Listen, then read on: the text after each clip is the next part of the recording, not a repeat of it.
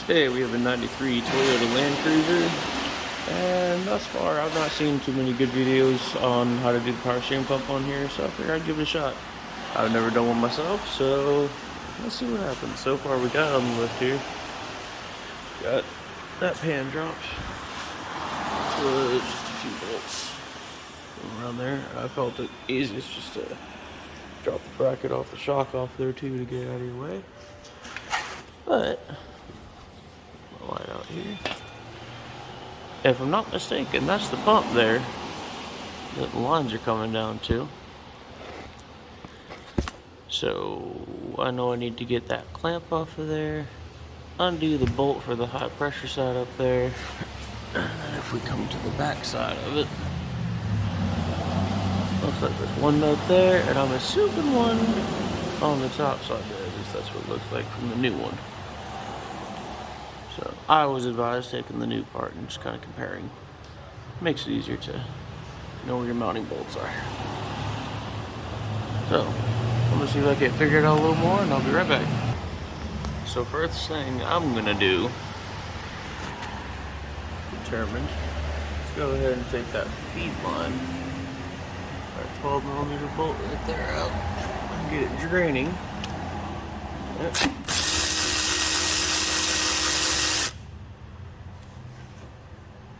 I haven't decided yet if I want to come up from top of the crow's foot to get the high pressure line. Let's go ahead and pull this. That should pull right out. The gasket might be a little different.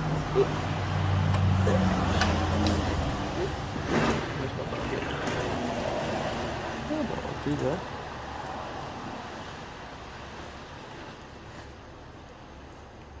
Alrighty. Let's get the back side of it. Probably blinded by our own light.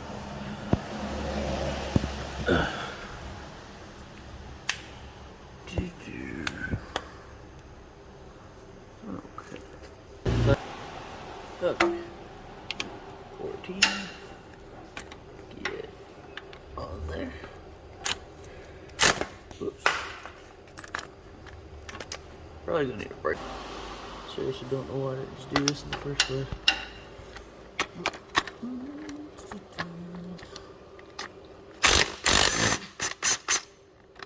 There we go.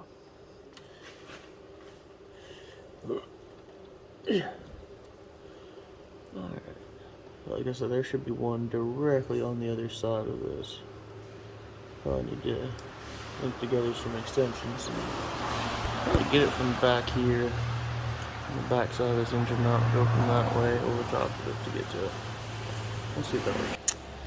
So we tried that extension idea. It didn't work as well as I'd hoped, so I shortened it up and just got I was using the swivel up in there, but it wouldn't stay at the right angle, so I just got a little 1-inch extension and that 14 D12 14mm socket on there. And pretty sure it's never been taken off before, but it is breaking loose, so now that we got it looser, put the electric on it. I know these electric ratchets aren't the most common household tool. I had a neighbor once tell me that if I was ever in trouble and he had to sell all my tools to get me out of trouble, he would sell all of them except this one. It's a Snap-on. Truthfully, I don't recommend it. I do recommend a electric ratchet. It's not a bad one. I've had this one for about 5 years, at least, I want to say. Maybe 4, something like that. It's been put through a lot of abuse, and it's been a great tool. But I hear there's a lot better ones or just good ones, decent ones for a much better price anyway. But I'm not here to start any tool wars, which one's better or not. It's really personal preference. I use Snap-on because a guy comes to my shop and fixes it for me. That's about the only reason.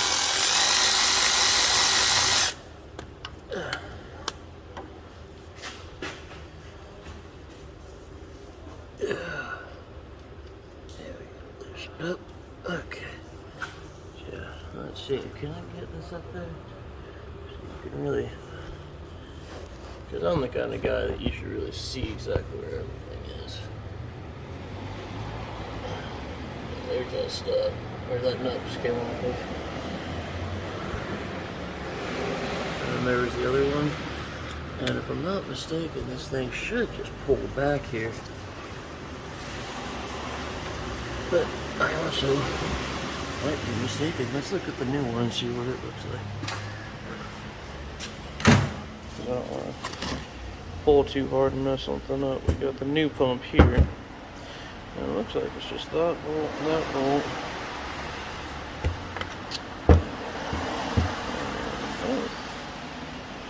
I think that's a bolt. Doesn't look like there's any threads in there, no. So, but everything else is matching up. I've never done one where there's a gear on it, but I hear there's actually a gear on there. We'll find out when we get this old one out. So, I couldn't see what else was holding on, so I actually literally just took a hammer and just kind of tapped it a few times right here and broke it loose. There we go. What does it look like in there? Yep, there's that gear I heard about. So I've never done one that had gear like that, but here we are. Now, that's probably not factory, but I'm gonna cut that zip tie right here so I can pull this thing down enough. I know I said earlier I was probably gonna get that bolt taken loose with a crow's foot and swivel an extension up there. At least I think I said that. I was thinking it anyway if I didn't say it. But I think what I'm gonna do is cut that zip tie and just pull it down enough so I can just get a socket onto that. It'll be a lot easier to break it loose. Yeah, I'd cut that zip tie and it literally fell right to there. So, wiggle it over to here and go down. I think I just wedged it between there. Yeah, that'll hold it. Oh, we don't hurt the gear.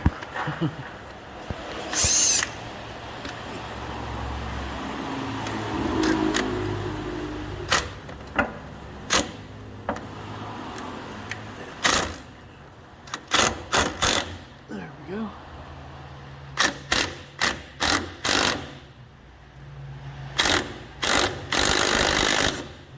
There. That's pretty close. So I'm pretty sure this thing's never been done before, so.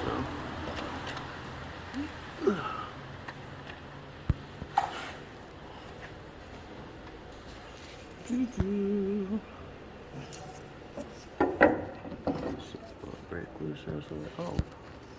Well, why didn't you come down that far before?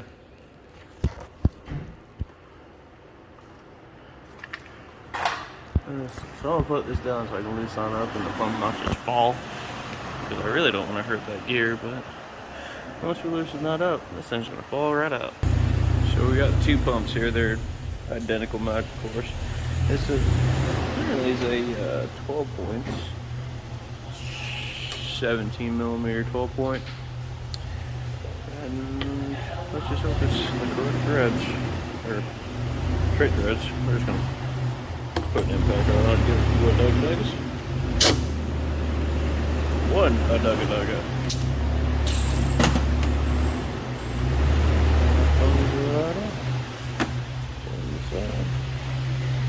I did notice too that this is tapered though, so I'll let you know how I get that off. So not that I ever really recommend doing this, it did work. Using an air hammer with that kind of point on it, go directly in the center of it, make sure you hold it good and tight there. And I just literally gave it just one little bump and it came right off. And the only reason that really works is because when you're hitting it, it actually creates a vibration inside that taper that causes it to break loose. So, but here we are. Notice too, it's got a little lock key in there. I don't know. I didn't see it anymore with the new pump. They really ought to put that one. Yep. And there we are. Let's get this bad boy in there. So this key has been in the freezer for about 15 minutes or so. Let's see if it slides right into place, like I'm hoping it will.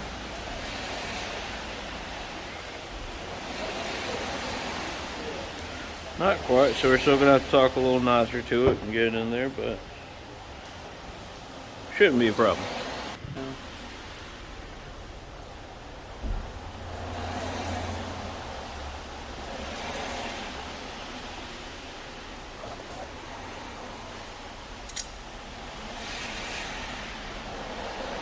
I'm sure there's easier ways to do this.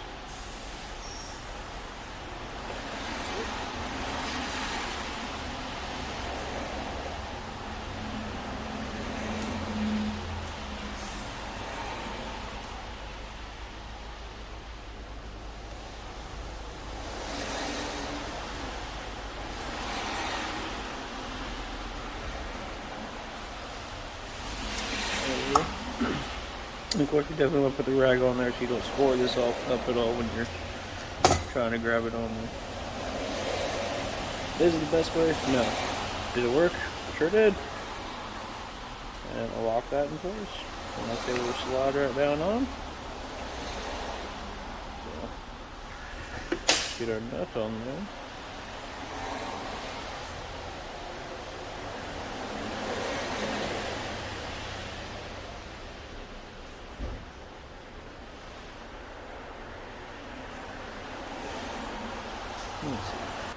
Alright, so I did actually booger up the threads just a little bit there. Just a tad bit though, but they got these really cool thread chaser kits that you can get on there. And that's a 14 by 1.5 thread, in case you're curious. So, but now our nut goes on there. And the socket here.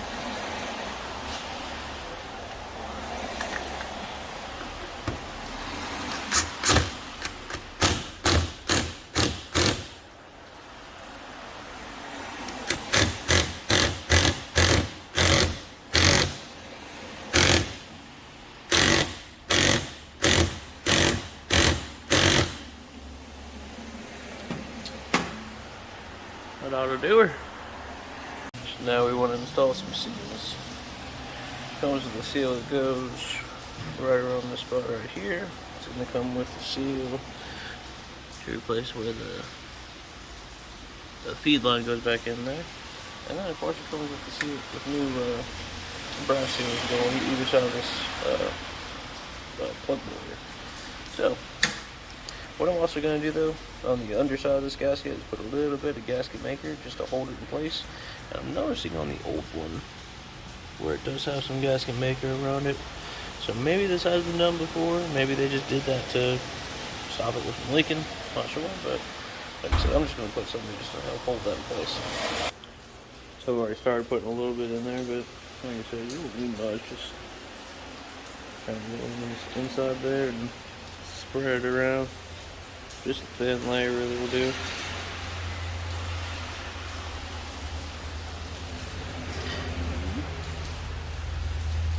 Put it in there.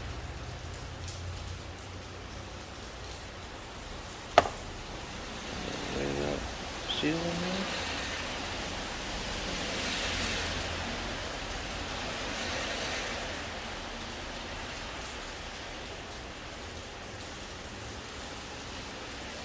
Of course, you don't want to get any of the silicone on the gears though. Just make sure it's in place there, and like I said, that's just there to help hold it a little bit. Hold it going. Let's go back in.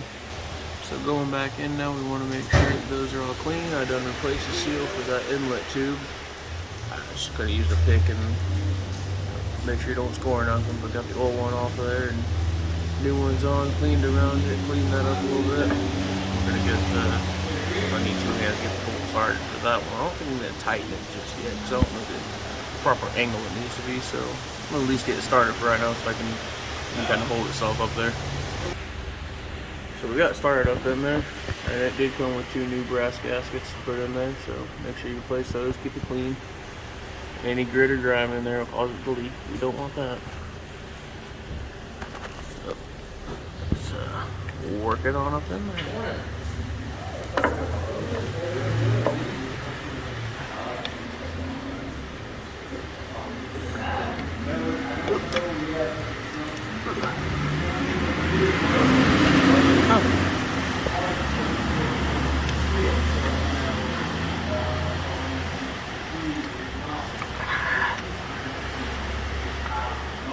I'm sure this is much easier with 2 hands.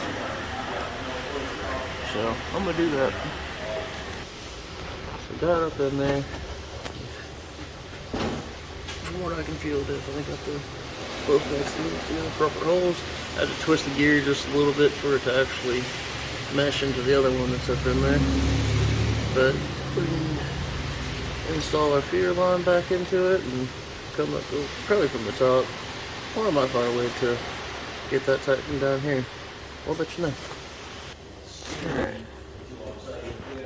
So far we do got the feed line tightened in there. Just using my electric ratchet to kind of tighten up just a little bit, not over tight of course. And then using my electric impact to give that a few duggies. Now I'm coming up to the top side to get him. If I can just do a feel for it, that'd be great. But I'll probably gotta reach my other hand up in there, so that's what I'm gonna do. So the electric ratchet did so far. And of course I like to come back then with the regular ratchet and just snug it up a little more. If it needs it. Which actually, that doesn't feel like it really needs it too much. So, got the one up there, got that tight. And so as far as down here goes, that should be good. I do believe I'm going to try to get an extension and a swivel up to the nut for the high pressure line up there. It'll just make it a lot easier to tighten it up. So we're back here at the top side. And right down, we can get the camera at the right angle. I can see it. Can you see it? Is it right there? You got a hose in the way, but right down there's our bolt. So we got some extensions. And a swivel on our socket here. We'll pass this line right here.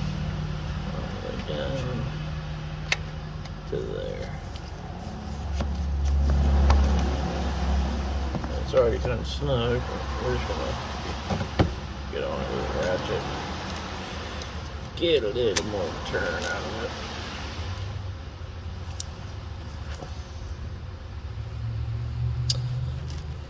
That's all to do it. And something I just noticed when I was checking things out up here. You can see that other bolt from the back side on the top here. I don't know if that makes it easier for anyone, but figure I'd throw that out there. So the part we're gonna do now is the messiest part of all. You know, sometimes it is. It's messy for me anyway. So we got a 1/4 inch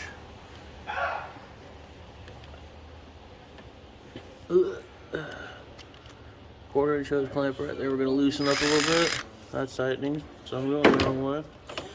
Switch that over.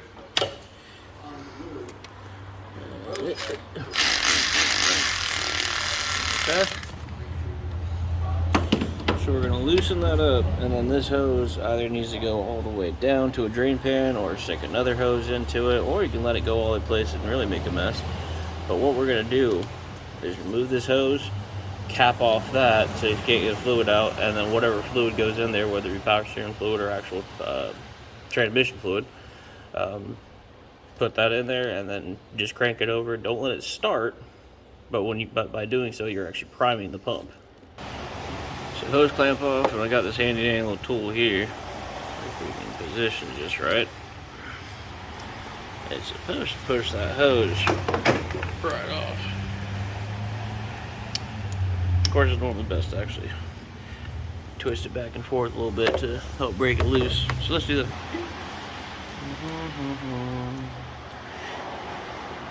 And just kind of grab the top of it a little bit, not too hard, but just enough to grip it. That might have been a little bit too hard on me, so I'm probably gonna have to cut a little bit of that off and redo it. But it's a 93. It's falling apart. Not the whole vehicle, just that piece of hose. So let's get in here and get below that number there.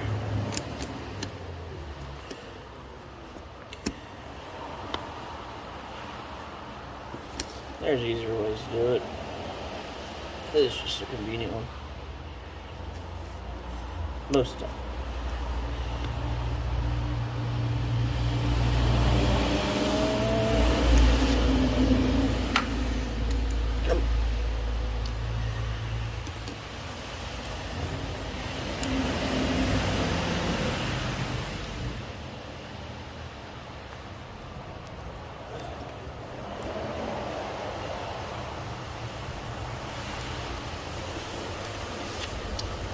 Alright, the last little bit there, we'll make sure my drain plan is in place, and then we'll slip her off of there.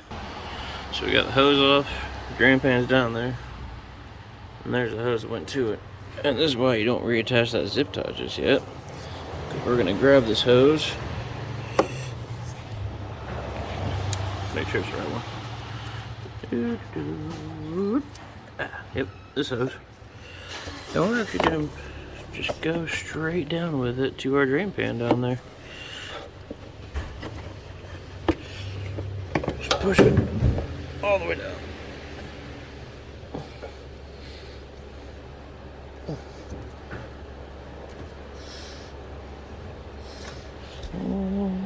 And of course now we can't see anything because my light fell too.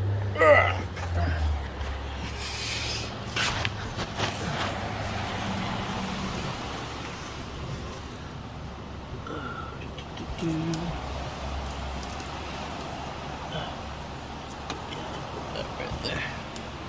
So where are we at? There's our hose. Right where it should be. You see that? Yeah. So push him down, and he's up against that too, so that'll help hold him in place. What I've done before in the past, I'll take a pair of vice grips, yeah, and just lightly hook them to it, not enough to pinch or anything, but just enough to give it to hold it on there, so it gives it a weight to pull it down. And then we'll come back up here and just make sure that he's not kinked going down there, which I don't believe he is. So make sure he's not up against the belt too, because that is going to be running a little bit. And like I said, all we're going to do, I'm probably going to grab someone to help me do this, but you can do it by yourself. I've seen people do it. I just think it's easier to have someone else help you. And so I'm going to be up here putting fluid into here, and then whoever's in there is going to start it, and as soon as it starts, he's going to cut it off. And what's going to happen there is it's going to be feeding the power steering pump down there. The return line will be pushing all the air bubbles and old fluid down into there, and once we have clean, good fluid coming out of there, then we can go ahead and put it back together and we'll be done. And of course, you want to make sure that that doesn't get dry, because then you'll just be sucking air bubbles into there. Make sense? Alrighty, so we got it completely full there. Not worried about how full it is there. We want it filled all the way to the brim, because that is going to get sucked right down. And then as soon as he starts it up in there, it's going to come shooting out of there. Start it! Just like that. So, yeah, just do that a few times. Don't ever let this actually run empty. Just keep putting fluid into it. If you can get something over top there, just continuously feed it, as long as it's not leaking all over the place, and you won't make much of a mess. And then you can do it by yourself. But since I got someone here to help me, I'm using them. So just do that until that fluid comes out clean. Alrighty, so we got the hose fish back up through there. Got a hose clamp back on there. Topped off as it should be. Like I said, use whatever fluid it calls for. Sometimes it calls for power steering fluid, sometimes it calls for automatic transmission fluid. Even just because it says power steering doesn't mean that's what it is. But so I just got done cleaning up a bunch around here. I probably got a lot more to clean up, and then I got to put the plate and the shock back on there. But that's essentially how you put a power steering pump on a '93 Toyota Land Cruiser. Alrighty, have a good day.